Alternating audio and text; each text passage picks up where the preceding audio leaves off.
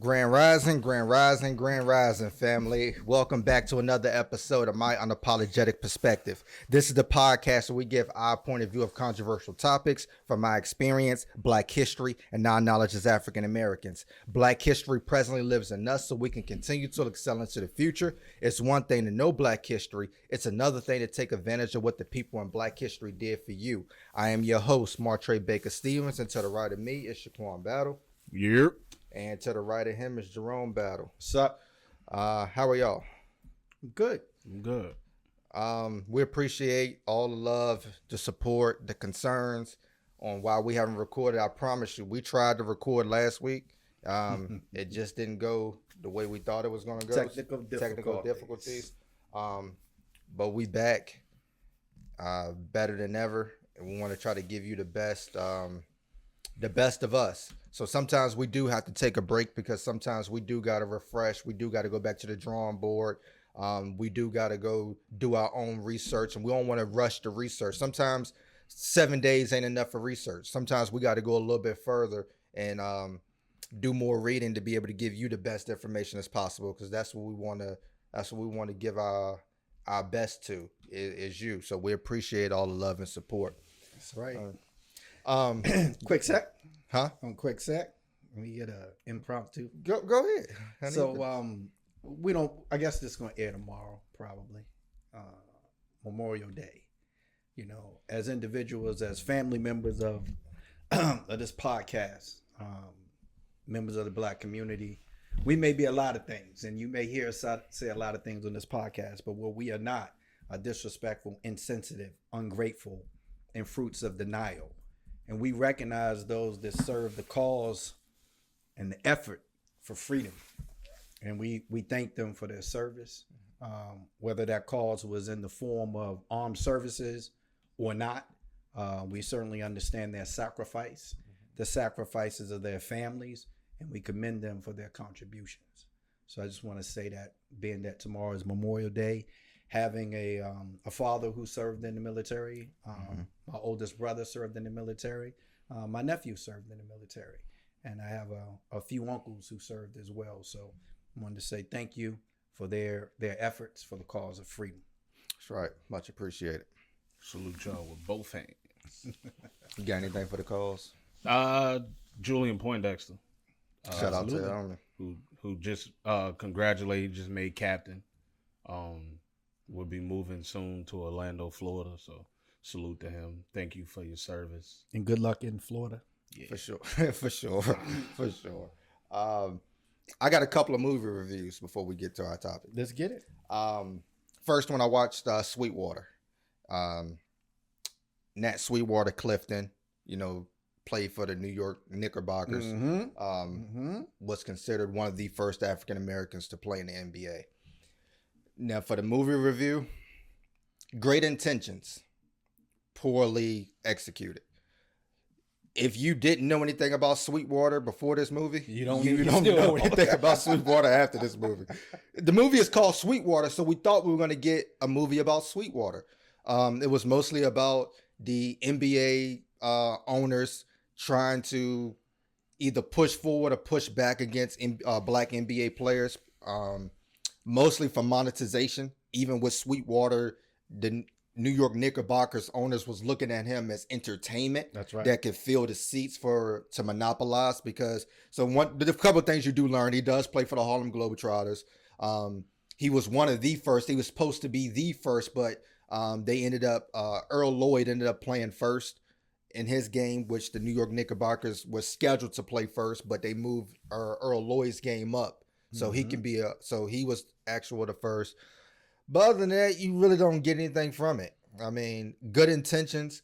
You find out he's a cab driver later on in life. That's right. I mean, that's about all you get. So poorly developed. The movie seemed like it was shot in a few days in the same different locations. It just really didn't have anything to it. Good intentions. You would love to see a really good movie. You would love, even if you got to combine the three, Earl Lloyd, Chuck Cooper, and Nat Sweetwater Clifton, combine all three stories and make one good 2.5 hour movie. Did it surprise you? Did that surprise you? Because one of the first things I saw is that the NBA approved the movie. It surprised me because I saw the trailer in theaters. That was the I best thought part. they were putting a lot of money behind it, and I'm like, okay, boy, Yeah. we're about to get one of the Jackie Robinson That's right. types. No. And it wasn't Yeah. that. The NBA This could have went straight to Hulu. That's right. The NBA approved it, which means it had to be about the league. Yeah. You know, and you'll start hearing that term, the league, a lot more because that's the sentiment about all professional sports. It's always about the league. Yeah. And I watched Big George Foreman. Good. About George Foreman. I liked the movie.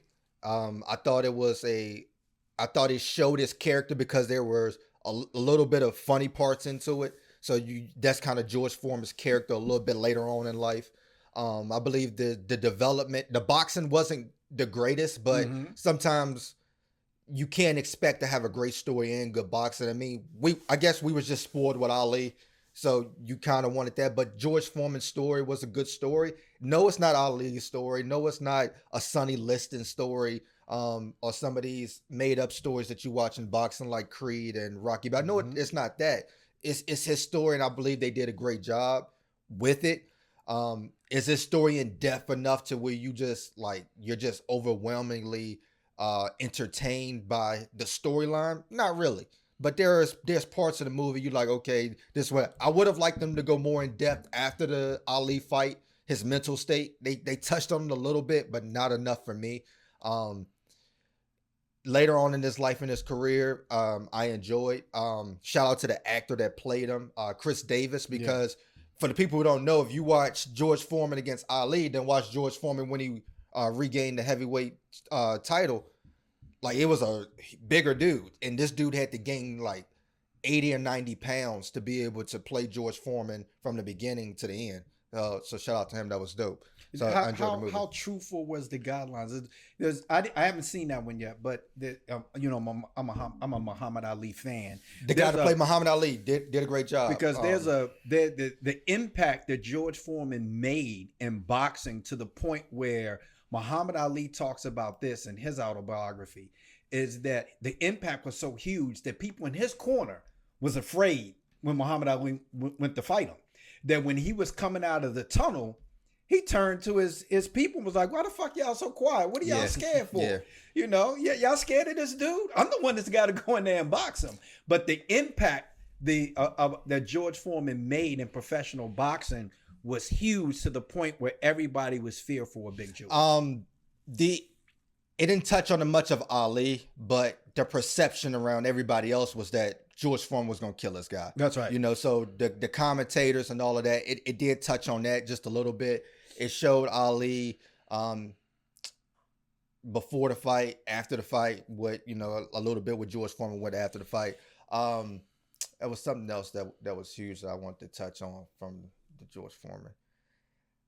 Oh, so like you just mentioned it, right? So when you look at a lot of these movies, a lot of people are like, okay, the movie fell short. It just wasn't in depth enough. Okay, but a lot of these movies are based off of their autobiographies. That's right.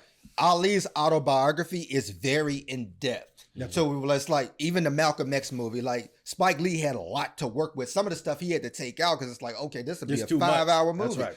But George Foreman has an autobiography, and they're going off of this autobiography. So if you're mad at the fact that they didn't go much in depth about certain things, then that comes from the person who wrote the narrative of their own life. That's right. Which is George Foreman. So what they gave us and what he gave us from the book is what we got in the movie, and I'm happy about that. And he's a humble guy. Yeah. So it's going to be somewhat of a humble story versus Muhammad Ali, who wasn't very humble. Yeah. But just 2 movies that I watched. Quick reviews. Good. So we got an important topic that we want to get to, and then from here later on, we're going to get a lot into current events, but we do want to touch on some more Black history before we get in, because I've been waiting to do this topic for a while because I believe it is necessary, and that's just the talking about the Divine Nine, the Black sororities and fraternities, the Black secret societies. I believe it's important, not just from an organizational standpoint, but from a principle standpoint, and the way that they were developed and why they were developed, and continue those traditions, and that information passed forward down from generation to generation is important. Because when you look back at African American history, you see like black secret meetings that happen on plantations, right? You see, even before the Underground Railroad, you just see secret meetings of reading, secret meetings of this is what we need to do to slow the work load down, so all of us can be able to not be punished for right. You know what I mean? These type of meetings. What do we have to do? What's best for our family? It's black people doing what's best for black people. And sometimes the information has to stay away from certain black people because they'll sabotage it, right? That's right. You go back to the plantations of the Sambos or Uncle Thomas or whatever you want to call them, and they're just important to what we do as a community and as a people. So just going through the research, what's y'all opinion or perspective on just the overall research that you did? It's nearly impossible to examine the advancement of black people without discussing black Greek letter organizations. Much like what we just talked about earlier, the military and all of those things, you hear about the bad things, never the good things. Greek life is more than just letters, colors, parties, drinking. The media tends to paint negative pictures of the Greeks, about the hazing and all of those things. From my research, what I gathered was service. The definition of service is the action of helping or doing work for someone else. How may I help you is really big for the Greek life. It requires a lifetime commitment to the community, and it's when you graduate, I know for sure it's a lot of Greek guys that start businesses together. They start barbershops together, or they might have a fund where they use this money and 10 people branch off and start their own businesses just from being connected in Greek life. So from a secret society standpoint, it surprises me that a lot of this is not taught in American history. Right. The origin of secret societies can go all the way back that predates the Revolutionary War. A lot of things that happened during those times is what created some of the things we have now, like espionage and spies, through secret societies or fraternal orders. For sure. Having secret meetings and with like-minded people. When you think about fraternal order, secret societies, not necessarily fraternities or sororities when it comes to education, but just the organization from a fraternal standpoint, a fraternal order standpoint, meaning you have like-minded people who gather and they discuss things. For instance, Freemasons. Yeah. When you think about, and for me, my research regarding this may have started when I was maybe 9 or 10 years old, living in Washington, D.C. Washington, D.C. was a city that was designed by a guy named Pierre Lafont. And I learned about Pierre Lafont because I learned about Benjamin Banneker, who Benjamin Banneker was a guy who, for the lack of better terms, took over for Lafont when he and a couple of people had a falling out about building Washington, D.C. And Benjamin Banneker stepped in and, with a great memory, he was able to reconstruct the blueprint for Washington, D.C., which was designed based on the ideology of a Freemason, which are symbols and things leading up to the Capitol. That led me to learn about secret societies and fraternal orders. So, and then of course you predate that. You go back to the Greeks and Romans where you just talked about Greek letter organizations. One of the first would have been Christianity, where you would meet somebody who believed the same as you, and you meet them in public, and you would make a half arc, and then that person would make the other half symboling a fish, which was for Christianity. That was another form of the first existence of secret societies, which obviously is where we get a lot of things from the United States, leading all the way up to sororities and fraternities and universities. Absolutely. Success would be the common theme as well when you talk about not just leaders, but success, overwhelming success for those who pledge to these organizations. Right. Without them, we wouldn't have excelled as much as we have. And just speaking from the Black perspective for fraternities and sororities in the beginning, so there were fraternities and sororities that didn't include Blacks in colleges. So Blacks couldn't be a member, so they created their own. Yeah. And the reason initially to create their own wasn't to be like the white establishments. It was to fight against some of the injustices that were happening on campuses and in the community against Blacks and minorities. So it was once again getting like-minded people, but people who were enduring the same issues, the same challenges of being able to get access to books and in areas of education so that they could, of course, study and be able to get what they went there to get, which was an education, an equal education. Right. It was necessary because on the opposing end, they were doing the same thing. They had secret societies that were meeting, for instance, Knights of the Golden Circle in the 1850s were meeting as a counter to the Black secret societies. And what they were doing is total opposite. They were meeting, trying to figure out ways that like-minded people could move slavery, not just from the South, but also into the Midwest and to the North, Indiana, Mississippi, Tennessee, Michigan, things like that. So at the same time, we were countering what was already being taken place. Also, something a lot of people may not know is that they created an anti-Masonic party, which was the third of the three parties in the United States back then. And the main objective was to get rid of the secret societies. Even though at the time, George Washington, Paul Revere, Benjamin Franklin were all part of the secret societies. Right. Yeah. And we are back. Gonna jump right back in.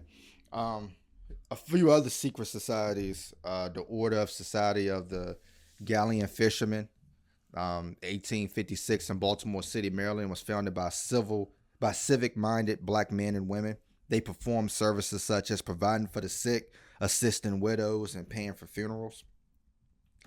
The Grand United Order of Odd Fellows in America, established in 1843 by disenfranchised African Americans.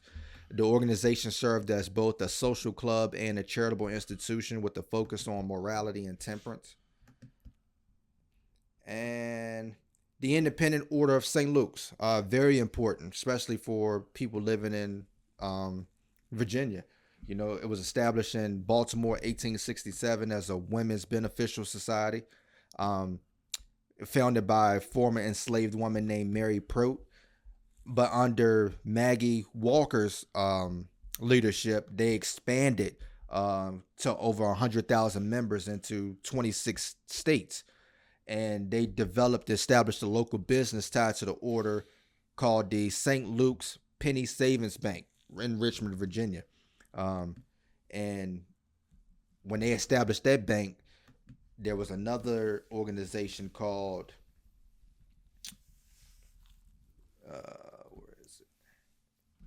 the United Brothers of Friendship and Sisters of the Mysterious Ten, and they also established the first Black-owned bank in Richmond, Virginia, the True Reformers Bank.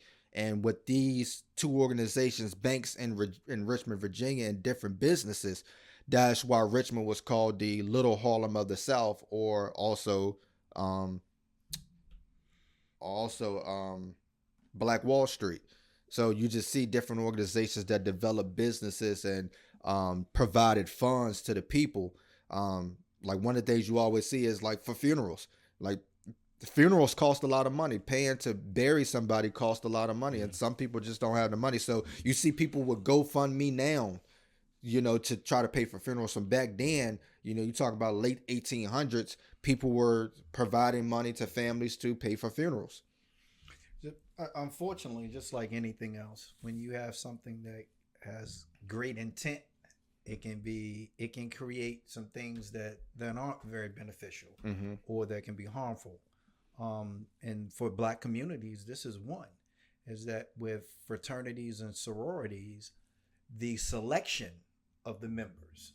The initiation, the acceptance of those members can be a device used to divide, especially for us, is that you create these levels of blacks within our own community. And because of that, you have the haves, the have-nots, and you have the people who have and the people who want to be where they are. Yeah. And that's divisive in our community, very divisive. And we see that. We see where people that are part of these some, not all, but some that are part of these secret societies, these fraternal orders, look down on the people who aren't accepted or the people who aren't a part of it. And in certain times, these can create an avenue, and just this is my opinion, can create an avenue for injustice and equality. And what I mean by that is sometimes these folks look out for each other. That's unfortunate, because if you have a person that's in a hiring position that is a member of one of these organizations, and there's an applicant that is also a member, and then applicants that are not, a lot of times they may look out for that applicant who is a part of that organization. Again, like-minded people looking out for like-minded people, and they take an oath to do so. This is an oath of brotherhood. So it can be something that creates an avenue for injustice and inequality. Let's get into the Divine Nine. I'll start with Alpha Phi Alpha, the oldest African American college fraternity. So back on the college campus of Cornell University, black students were being segregated and isolated, and a lot of the faculty let them know that they were unwelcome. And they're in one class, from the 1904 to 1905 class, there were 6 African American students in that class, and none of those 6 enrolled. So the rest of the classes came together and said, we need to combine and hold each other accountable and create a study group so we can band together and weather the storm on being on this PWI. And that's what they did. And these 7 gentlemen just created the 7 Jewels of Alpha Phi Alpha fraternity in 1906. One of their earliest members happened to be W.E.B. Du Bois. They expanded to their second location, which the rest of the most of the HBCUs, most of the Divine Nine was developed, which is Howard University. But it's not like it is today, where you can just stay in contact with each other through the phone or through social media. So what they did was they created the second National African American magazine or journal, and they called it the Sphinx. And in the Sphinx, they had writers like W.E.B. Du Bois that wrote about social injustice and things going on to the world. They also kept track of different events and stuff that were going on. This is how they was able to keep track of everything and stay on one accord.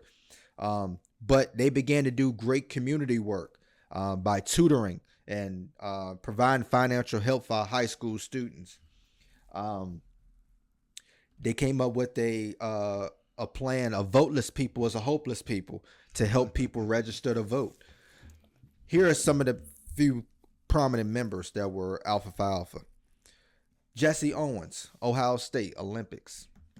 Paul Robeson, Rutgers, civil rights activist.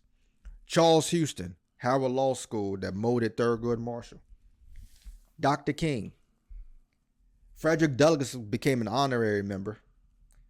Dick Gregory. My favorite. Fitz Pollard, first black coach in the NFL. Garrett Morgan, traffic signal inventor.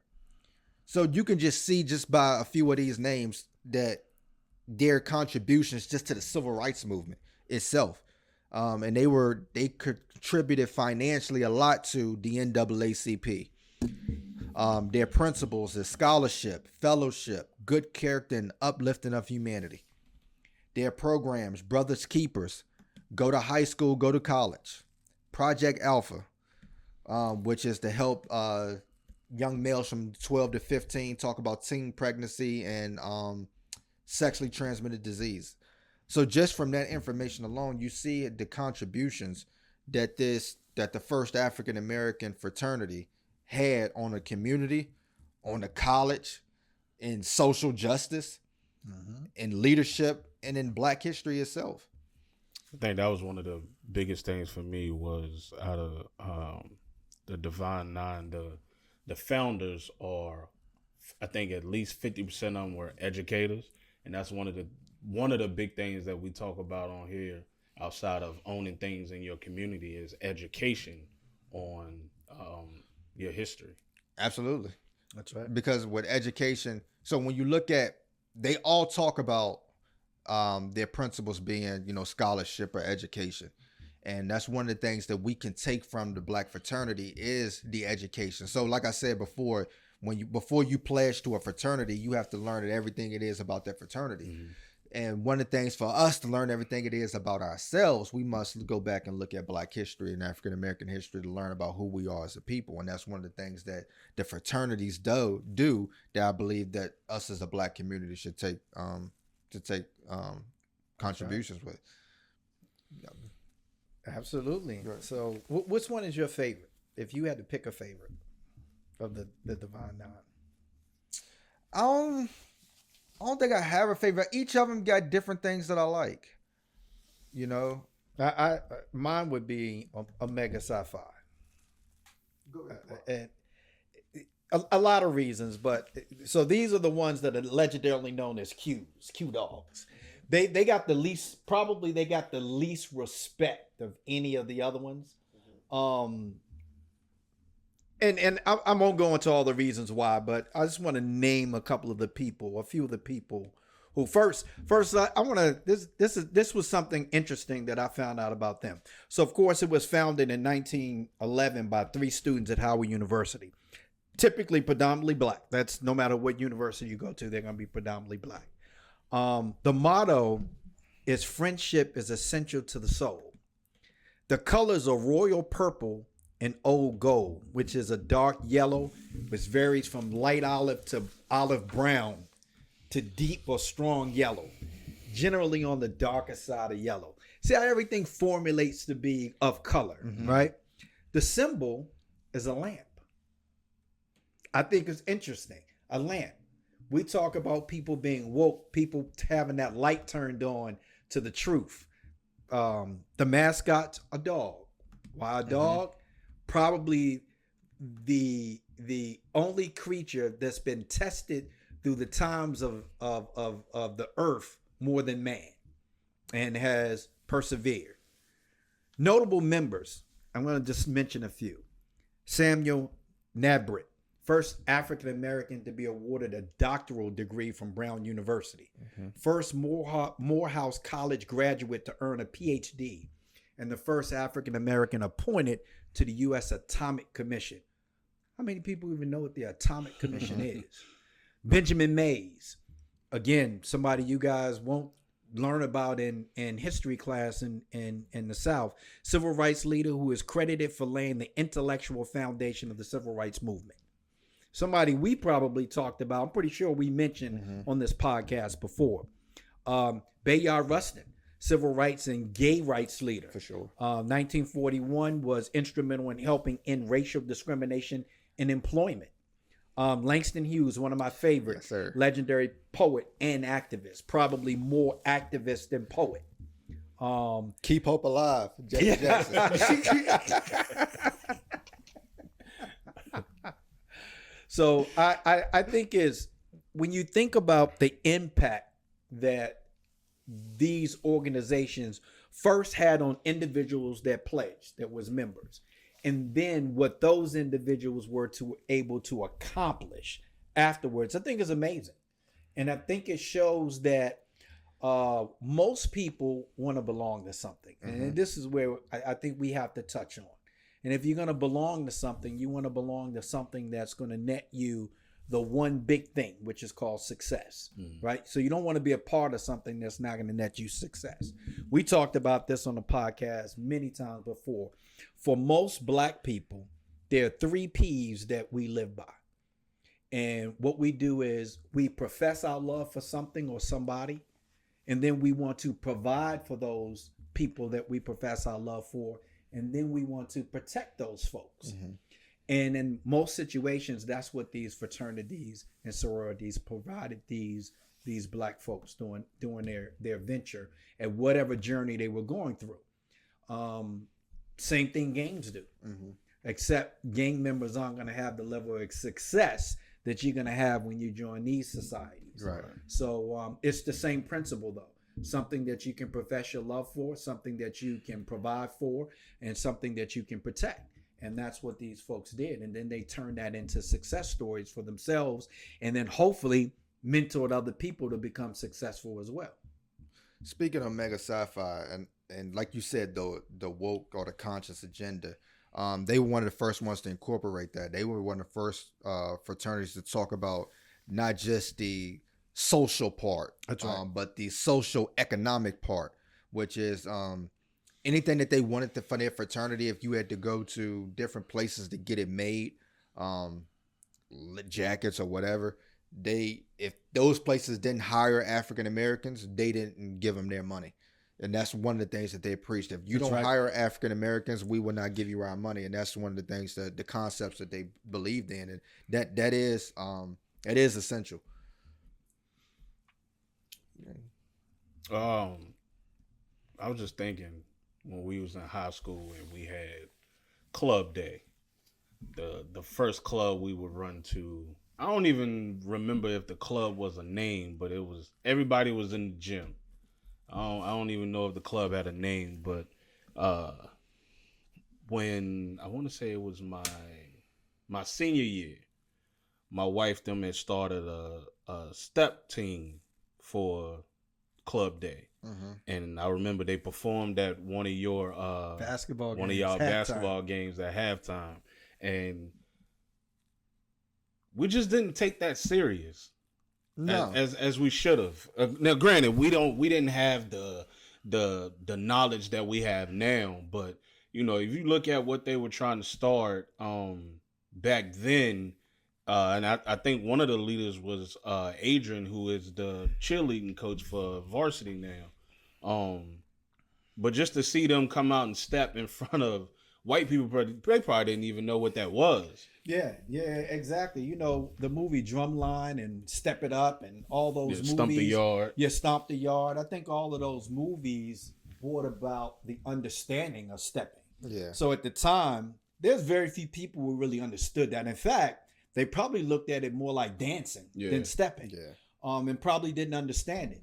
And there was no education for it because, of course, they're not teaching it in school. And the other major movie was Bring It On. Bring It On. You know, because you know the white cheerleaders, they had their little routine, and then That's right. You know, when Gabrielle Union them came down to tours, boy, it was more than the regular cheers. That's right. That's right. And that's what a lot of cheerleading is today. Like you even look at where our daughters cheer for. Like a lot of that stuff is really stepping. That's right. You know what I'm saying? It's incorporated a little bit of cheer, but it's mostly steps. Mostly stepping. That's right. And not having the history to understand it. It's almost like anything. You know, for years I used to tell people I hated hockey. You know why? I didn't understand it. Yeah. I couldn't play it.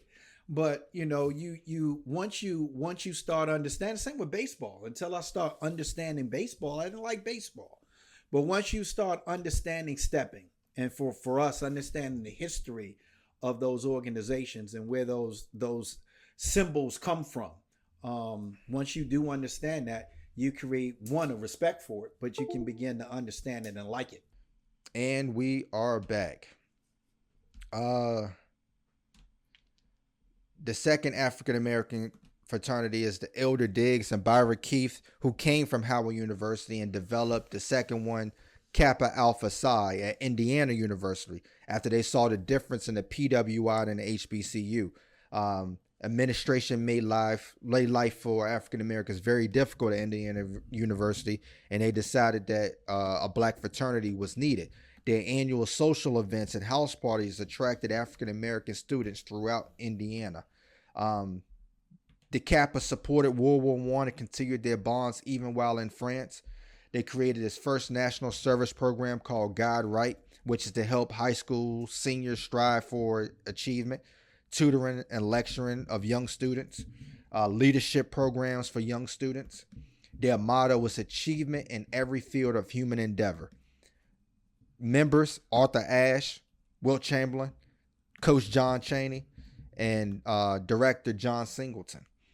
So that just shows you they're like-minded, especially somebody like an Arthur Ashe who did so much for the black community. What do y'all go ahead? You know, I'm with you when I think about the like-mindedness of what some of them had to endure. So Arthur Ashe, for those that don't know, one of the first black tennis champions. Mm-hmm.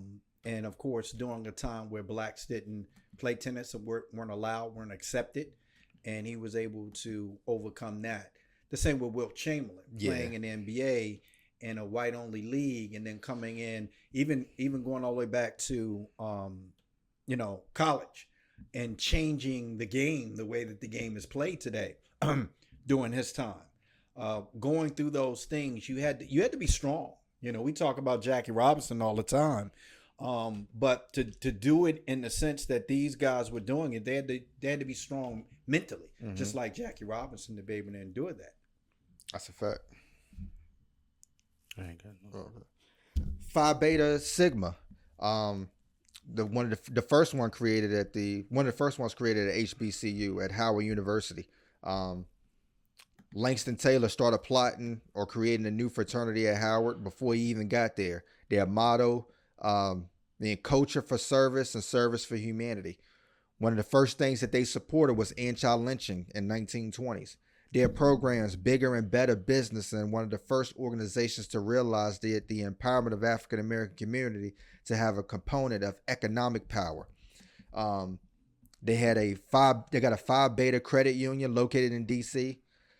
Project SAT AP, Sigmas Against Teenage Pregnancy. Project Vote increased the participation in African American voters. Two of their members played a huge role in the Harlem Renaissance. Alan Locke and James Weldon Johnson, the author of Lift Every Voice record. That's right. Phi Beta members bravely served in World War II. They officially supported and helped organize in the Million Man March. Few prominent members: Les Brown, motivational speaker; John Lewis of the Congress; Huey Newton, Black Panther Party; A. Philip Randolph, Civil Rights Movement; and a honorary George Washington Carver, scientist. Their principles: brotherhood, scholarship, service. Through these founding elements, the fraternity strives to instill each and our members to build a better man for a better world. So again, this fraternity began to branch off a little bit. So you get the civil rights movement, but these were also some people who were in the Million Man March and part of the Black Panther Party. Yeah, so, they started a huge movement from this fraternity. This is where they also incorporated with the Black Panthers. They developed the same concepts for the social duties, the civil duties, and creating and a lot of them programs. That's right, the Black programs. Party. Absolutely, those programs, feeding kids and looking out for kids, which they thought was the fabric of the community. Yeah. So like a lot of times we attribute these things to certain people like Huey Newton and Fred Hampton. Yeah, those are great vendors. But we got to remember the organizations they were a part of that built these principles within them that allowed these men to do these things. That bank they started, is that closed or still open? I don't know. I think it might be still open. It's a credit union in DC. I'm gonna have to look it up. Or for the audience, you look it up. And then John Lewis came from there, which is one of my favorite politicians of all time. Actually, he was for Baltimore, right? Baltimore, Maryland. Is that the district that he was the congressman for many, many years? I think it's Baltimore. Possibly. Yeah, I think it's Baltimore.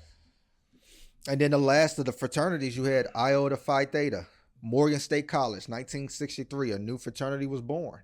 The men that were founders were not wet behind the ears. These were freshmen or sophomores. These were grown men, right? Men who had full-time jobs, men that had children, men who had served in the war. So they were very mature. So they went away from a lot of that old methods of hazing and all of those things. Their motto was the development and perpetration of scholarship, leadership, citizenship, fidelity, and brotherhood among men, building on tradition, not resting on one. One of their first acts of defiance came with the boycott of a segregated mall in Maryland. They worked with the NAACP, Big Brothers of America, United Negro College Fund, the SCLC, and the National Sickle Cell Foundation. Their Iota Youth Alliance, a national umbrella program where the chapters address the need of the black youth in their communities. They can either create new organizations or support existing ones. Right. And one of the prominent members, Bobby Rush, congressman, he beat out Obama, I believe, in the Illinois Congress race before Obama ran for president.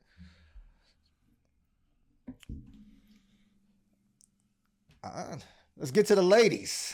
The sororities. Alpha Kappa Alpha. Alpha Kappa Alpha. Ethel Howard University organized 9 young women and created the first African-American sorority in 1908. Lucy Stowe created their constitution and selected as president because she was a senior.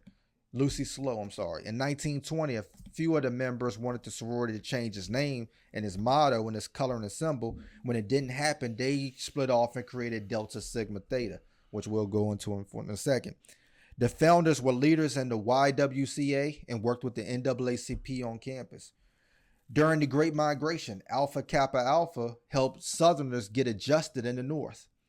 The first program was the Founders Week program, designed to take pride in African American life, culture through literature, art, and music. It created sons for sisters in need and those who wanted to study abroad. They marched in the suffrage movement. They worked with the Mississippi Health Project that provided school and library books to the community. During World War II, they instituted programs to help. Their motto, supreme in service to all mankind, by culture and by merit. Few members. Maya Angelou. Angie Brooks, first woman president of the UN. Ella Fitzgerald. Althea Gibson. Dr. Mae Jemison, the first black woman astronaut. Sharon Kelly, the first woman mayor of D.C. Coretta Scott King. Toni Morrison. Gladys Knight. Rosa Parks.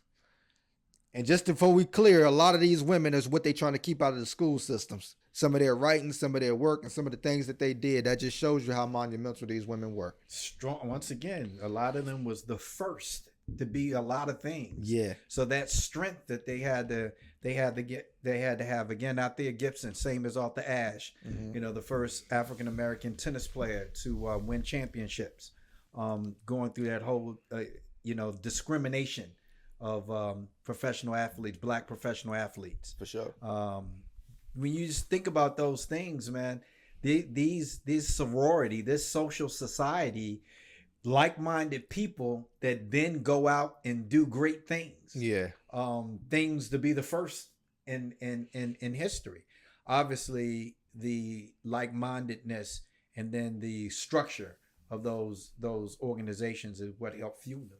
It's funny the names that y'all named of the members from the older ones.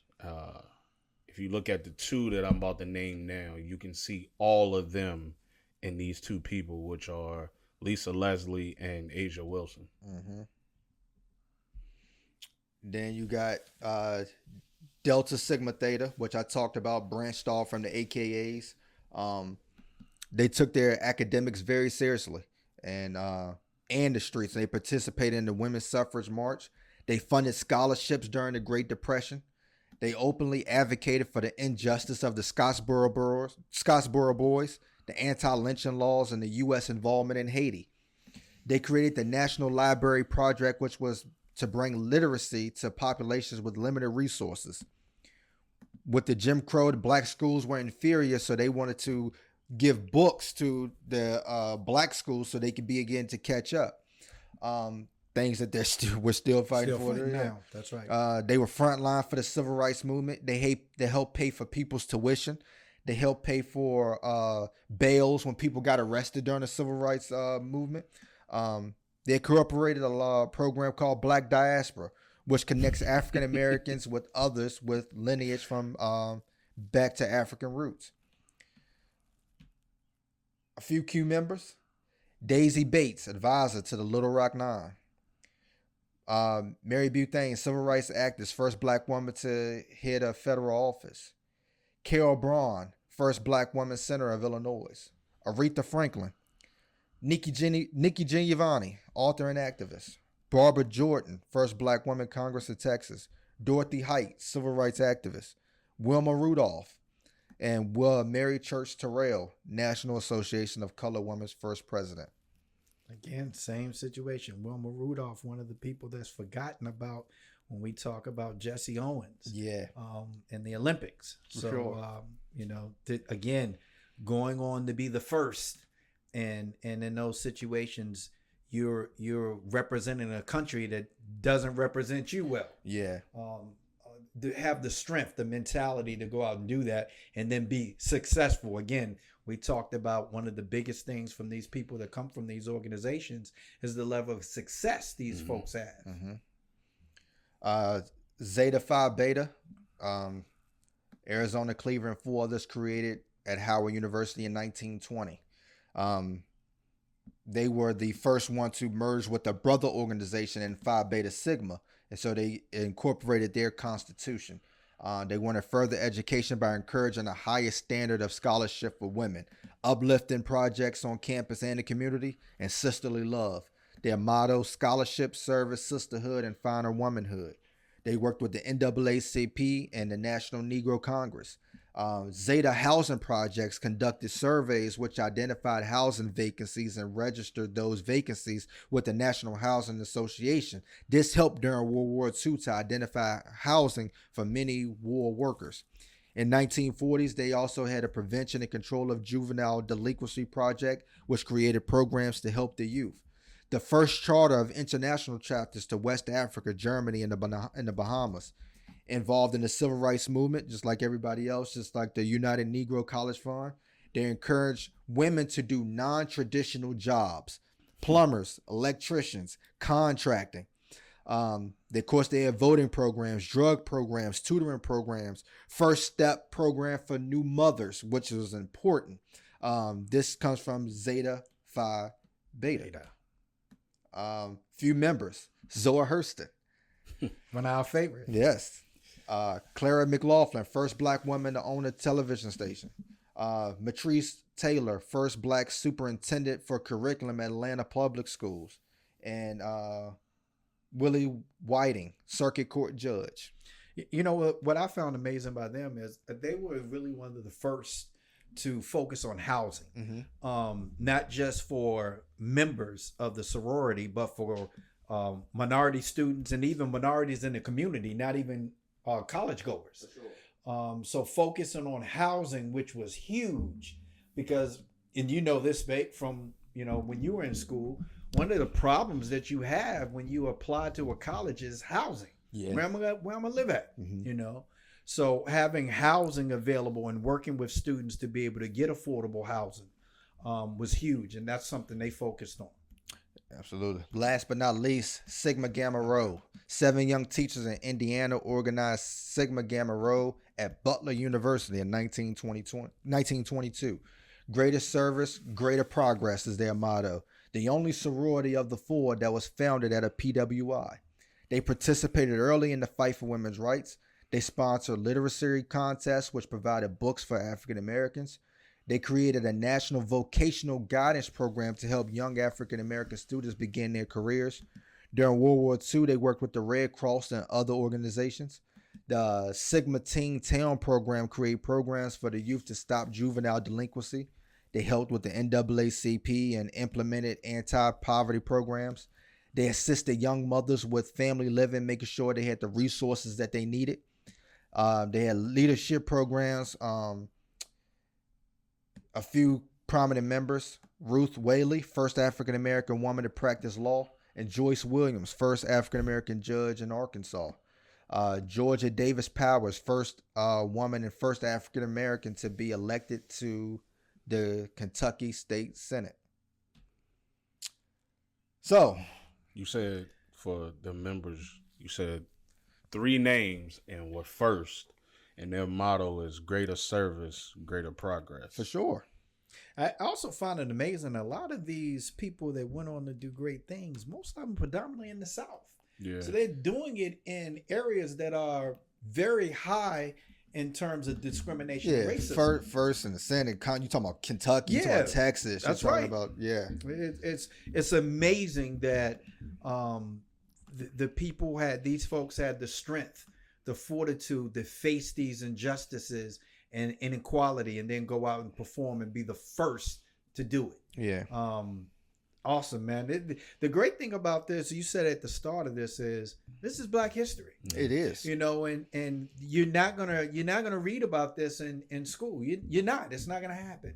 Some of the things that you did read about are probably not gonna be there in the next 5 years. Yeah. You know, we talked about this, and you said it that when we were in school that, you know, we weren't thinking about it, and most of the time we weren't thinking about it is because when I look back, there weren't any teachers who probably could have gave us the information to be able to do so. Right. So when I go to Salem and speak, and at the African American History Culture Club, they have teachers there that promote this. They have leaders in place to promote this.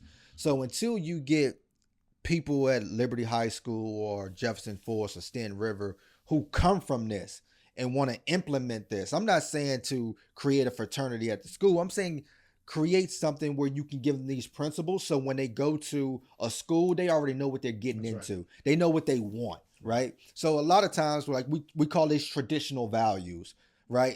If my father was a Kappa, when I go to college, I expect to be a Kappa. Mm-hmm. Why? Because I understand the principles that come along with it, because I've been taught them all my life. That's right. Right? And when you give them those principles early, a lot of times you can go into that school and you can already have an expectation of what you want. You talked about the movie, Stump the Yard. Neo them already had it in their mind what they wanted to pledge when they got there. Why? Because they're the champs. We want to step with them. It's a more in depth than that, right? Mm-hmm. You understand that Dr. King was an alpha. That's what I want to be. You understand what Zora was. That's what I want to be, because of the principles that's set in place. And I believe we have to have that in our schools and our families and our communities to give them that before they even get there. Right? So you can already have an understanding of these things. So when we talk about brotherhood and sisterhood, that we're linked together by a common interest of wanting better for ourselves, our community, our children. So as leadership, first as fathers and as mothers, we want to be great leaders and set a great example for our children to follow. This is something that they teach in the fraternities. We want great leadership, right? That's right. We want Black teachers and coaches and mentors to give them these principles for them to excel. So number one, we want to hold them accountable. Mm-hmm. And after we hold them accountable, we want to teach them. And after we teach them, we want to congratulate them. That's right. That's the support we need from our community. We want to have that service. Most people think service is just giving money. No, that's not every service. No. You can volunteer to help feed. Mm-hmm. Shout out to Miss Ludwig. She's still trying to register voters. Young 18-year-olds who's probably not taught, hey, when you turn 18, you're able to vote now and you can go register. That's right. Like, these are things that we need in our community. We need that service. So even if that's coaching, a lot of people think coaching is about the sport. No, coaching is community service. Right. You're providing something to the kids, not just how to teach the game, but how to teach how to be a man or a woman, how to teach how to conduct yourself. These principles and values can be incorporated in different organizations, and we don't have to be against each other. We're trying to better our community with like-minded people. As I said, this is a Black History podcast. Black people trying to do something for Black people. Mm-hmm. And being that example, we talked about podcast 1, talk about the images that you see your first day of school. There's no Black people on the wall, right? So those images, those examples, and as you said, even coaches can be examples to those people in the community to say, I want to do something like that, you know, rather than I want to be a drug dealer, or I want to be a gangbanger, or I want to be whatever. I want to be a coach. I want to be a teacher. I want to be a business owner. And the more that you see people that look like you being that, gives you a better idea of, and hope that I can also achieve it too. Right? Yeah, because you look at those people, you see those fraternities people, and they got their jackets on, you looking at them like, and then you see them together, you see them all got suits on, you looking at them like, dang, that's something I want to be a part of. That's right. Right. So it's an amount of pride that come with it. That's right. Right. These people are prideful about who they are and what they represent. That's right. And that's what we want to be as Black people. Want to be prideful about who we are and what we represent. That's right. Absolutely. Closing statements. I'll let you close. Nah, y'all close. No, you can't try to give me the close after you do that. All right. We appreciate it. We love y'all. Peace.